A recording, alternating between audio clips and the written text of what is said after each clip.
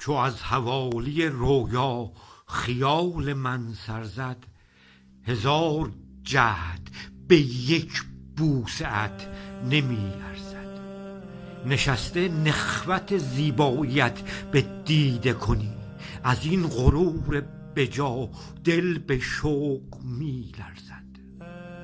بگیر جانب عالی جناب خویش ز کس، چرا که جنب رخت مرغ عشق پرپر زد.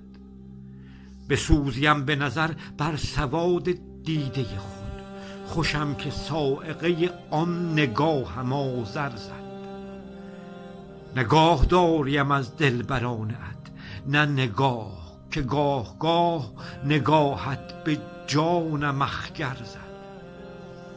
به طرز غمزه چنانم تر است دیده دل، که تازیانه تعذیر بر تن تر زد.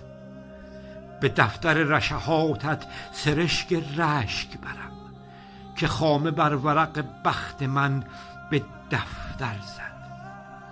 به بخت محشر خود بستیم مرا طالع، که سر به پای تو روزم به بخت محشر زد. مرا چو چشم غزالت غزل گریزان است، دیگر نظر نکنم کی به راه دیگر زد.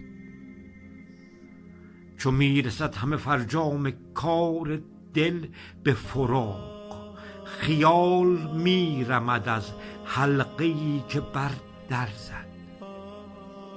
نفس نفس همه در مستیم غزل خوانم، به چشمکی که مرا ساغرم به ساغر زد.